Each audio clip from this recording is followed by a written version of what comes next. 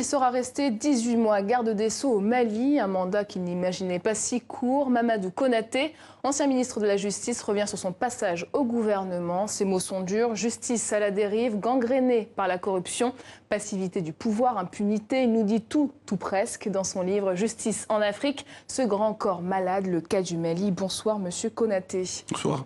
Alors vous étiez donc garde des Sceaux de juillet 2016 à novembre 2017. Vous décrivez une justice à genoux dans un état fragile. Est-ce que vous estimez l'avoir relevé, du moins un peu, en 18 mois? Pas du tout. En 18 mois, bien évidemment, j'ai fait les constats nécessaires. En 18 mois, j'ai réfléchi avec un certain nombre de personnes, justement, à des actions concrètes et rapides à mettre en œuvre pour simplement donner l'impression que cette justice, qui était malade et très malade, avait besoin de se rétablir.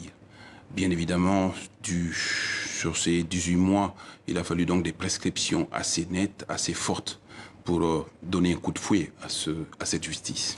Alors dès le départ, ça s'annonçait délicat, aucune feuille de route du gouvernement pour votre ministère après un mois en fonction. Qu'est-ce que ça dit de la place de la justice dans le gouvernement, dans la politique du Mali?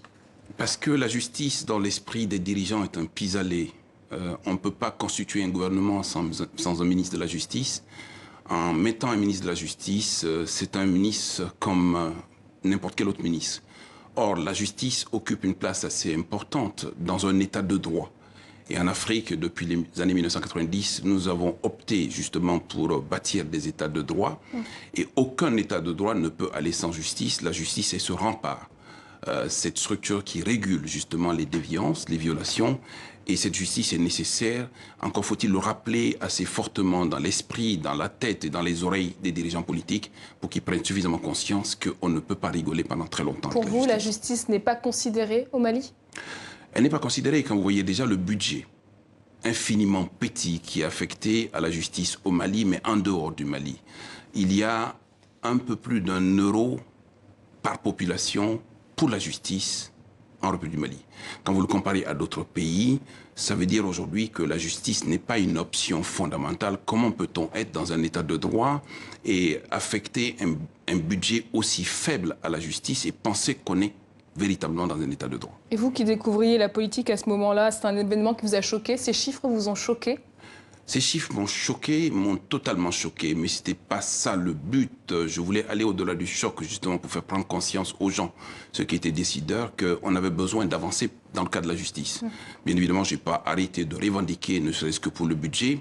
Voyez-vous, par exemple, lorsqu'on vous affecte un budget aussi faible et qu'on vous demande de lutter contre la corruption, qu'on vous demande de lutter contre les déviances, qu'on vous demande de protéger les populations dans un état de crise absolue, qu'on vous demande aujourd'hui de rétablir la justice dans des situations de guerre, il y a un souci. Alors, première déconvenue à Gao, des jeunes manifestent, il y a des morts. Vous vous rendez sur place avec une délégation. Vous demandez l'ouverture d'une enquête qui sera vite refermée. Qu'est-ce qui se passe? Mais parce que là aussi, je mets en cause les dirigeants politiques, mais les populations elles-mêmes ne sont pas sans reproche. Ils revendiquent la justice et quand la justice arrive, ils ont du mal à accepter la justice parce que simplement ils la conçoivent, eux et les dirigeants politiques, comme étant une justice contre les autres, jamais contre eux. Dans ce dossier de Gao, bien évidemment, il y a eu mort d'homme et à la suite, nous avons ouvert une enquête qu'on nous a demandé de calmer les populations et qu'on a calmé, qu'on a repris immédiatement après. Et cette enquête a patiné parce que simplement personne ne voulait participer dans le cadre de l'enquête. Et pourtant, il y avait eu mort d'homme et face à une mort d'homme, la justice doit sévir. Alors la corruption, vous le disiez tout à l'heure, prend une large place dans votre livre. Détournement d'argent colossaux, corruption de magistrats, de procureurs. À qui la faute en premier de cette corruption quasi généralisée? À la politique ou à la justice? D'abord, à la politique. Parce que la politique publique en matière de justice est mise en place par ceux qui sont élus, par le pays, par le peuple. Et deuxièmement, à la justice elle-même. Et troisièmement, au peuple. Et ce peuple doit être capable aujourd'hui de pouvoir se rétablir. La justice est rendue au nom du peuple et la justice doit être contrôlée par le peuple. Quand je dis contrôler, ce n'est pas de décider, c'est de regarder les faits et gestes des politiques et c'est regarder également la mise en œuvre de la loi par les juges.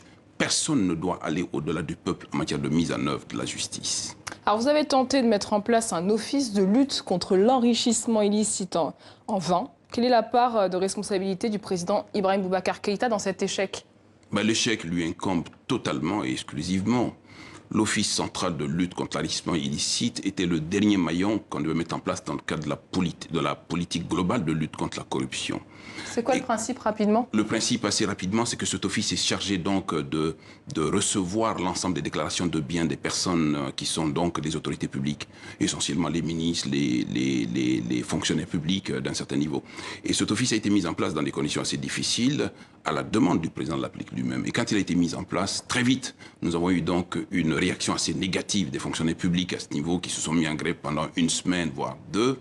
Et très vite, le président de la République, le gouvernement ont reculé et il n'y a plus d'office central de lutte contre l'enrichissement illicite, en tout cas dans le cadre qui devait être le sien. Finalement, ce que vous dites, c'est que l'exemple doit venir d'abord du sommet de l'État et ce n'est pas le cas aujourd'hui. Ce n'est pas du tout le cas. Ce n'est pas seulement le sommet de l'État au Mali, mais c'est aussi le sommet de l'État au Sénégal, c'est aussi le sommet de l'État partout en Afrique. Et je parle de justice en Afrique. De ce point de vue-là, on ne peut pas aujourd'hui se dire dirigeant politique, président de la République et ne pas prendre conscience de l'état de délabrement dans lequel se trouve la justice. Et la conséquence, elle est à tous les niveaux. Elle est déjà au niveau du budget de l'État qui souffre. Il est également au niveau de l'ensemble des violences. Je vous donne juste un exemple. Pendant tout le temps que j'ai été ministre, il y a eu 6 jeunes dames qui ont été tuées à la suite d'exactions violentes venant de leur mari. Et quand on regarde aujourd'hui les réponses de la justice, et notamment la dernière réponse de la cour d'assises de Bamako pour une jeune dame qui a été tuée à coups de 37 coups de couteau, il y a lieu de réfléchir. Alors vous dites même, je reviens sur le dossier de la corruption, que ça peut être assimilé à un crime contre l'humanité. Pourquoi? Je souhaite aujourd'hui que la dynamique qui est en place aujourd'hui considère le détournement de biens publics, le détournement d'intérêts publics comme étant un crime contre l'humanité. Ça donne justement un caractère universel à la lutte contre la corruption. Ça veut dire qu'aujourd'hui, quand de l'argent est dilapidé à Bamako, on peut rattraper celui qui est derrière la dilapidation de l'argent en France, et dans les mêmes conditions qu'on peut poursuivre aujourd'hui les crimes graves, les crimes contre l'humanité. Détourner de l'argent public est quelque chose de totalement inadmissible. Autre dossier, le procès d'Amadou Sanogo, leader du coup d'État militaire en 2012 au Mali. Alors beaucoup de collaborateurs étaient bizarrement réticents à l'ouverture de ce procès. Comment ça s'explique, ce type de comportement? Je suis venu trouver ce dossier, il était totalement en état d'être jugé. Et quand j'ai pris connaissance de ce dossier, que j'ai posé des questions par-ci par-là, que je me suis imprégné de ce dossier, bien évidemment, j'ai compris très vite que rien ne devait s'opposer à ce que ce dossier soit déféré devant la cour d'assises. Ce que j'ai fait, en prenant les précautions de base, en ayant discuté donc avec toute la hiérarchie, le président de la République, le Premier ministre et l'ensemble des ministres qui peuvent être concernés à ce niveau-là. Nous avons donc prévu d'ouvrir ce procès à Sikasso, à quelques 350-400 km de Bamako. Le procès a été prévu d'être ouvert à une date donnée, repoussée, et finalement le procès a été installé lorsque nous sommes rentrés dans un cafouillage terrible qui a permis donc à ceux qui étaient mis en cause, bien évidemment dans le cadre d'une justice équitable, ils ont demandé à ouvrir une expertise. Mais pourquoi aujourd'hui, en 2018, ce procès est toujours repoussé? Vous pourrez divulguer des informations gênantes sur le pouvoir d'Ibrahim Boubacar Keïta, par exemple? Je me pose la question. Rien n'exclut aujourd'hui que ces personnes repassent devant la cour d'assises parce que la raison du renvoi de leur dossier tenait au fait que les expertises avaient été commandées. Or, il se trouve curieusement que le dernier acte de gouvernement que j'ai dû accomplir, c'est de recevoir justement cette expertise-là le dernier jour de ma démission et que j'ai transmis donc là où je devais transmettre. Aujourd'hui, rien ne s'oppose à ce que ce procès soit ouvert parce que l'état de droit, c'est aussi ça. Alors, vous n'avez pas voulu revenir sur la relaxe de l'activiste Razbat dans votre livre, mais en quoi cette affaire est symptomatique du rapport entre justice et politique, selon vous? Alors, je ne veux pas parler de dossier personnel, mais lorsque vous voyez aujourd'hui qu'une procédure est ouverte à l'encontre d'une personne qui est mise en cause pour s'être violemment pris à la hiérarchie militaire dans des conditions qui sont totalement inacceptables. C'est pour des désobéissances civiles, c'est ça? Totalement inacceptable de mon point de vue, que ce procès est donné à une condamnation en instance et que le procès en appel arrive et qu'aujourd'hui la décision de la cour d'appel est ce qu'elle est. Quand on est juriste, on regarde ça et on sourit. On sourit juste. On sourit parce que ça veut dire que la justice est dans un état de délabrement absolu. On fait ce que l'on veut avec la justice, on l'instrumentalise, on joue avec la justice, mais ce n'est pas un instrument politique. Alors vous avez démissionné le 26 novembre 2017. Maintenant que vous êtes sorti des arcanes du pouvoir, comment continuer ce combat justement pour une justice forte et une justice indépendante? Bien évidemment, avec des hommes et des femmes d'Afrique et en dehors d'Afrique, nous sommes en train de monter une coalition continentale pour la justice, contre l'impunité, pour la responsabilité du juge, sous le contrôle absolu du peuple, du citoyen. Vous n'excluez pas un retour à la politique? Ce n'est pas de la politique. Vous savez, il faut justement... Je ne vais jamais aller me présenter à un suffrage parce que ce n'est pas intéressant. Mais laisser l'arène à un certain nombre de gens au nom de ce qu'ils sont élus pour faire n'importe quoi, tirer de l'argent, ne pas poursuivre des gens qui sont quand même derrière des crimes abominables, il faut que les citoyens se réveillent, il faut que l'on travaille avec la justice.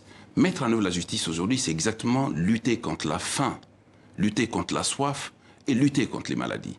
La faim, la soif et les maladies ne sont là que parce que la justice n'est pas là. Ce sera la conclusion de notre interview. Maître Mamadou Konaté, merci d'avoir répondu à nos questions. C'est moi.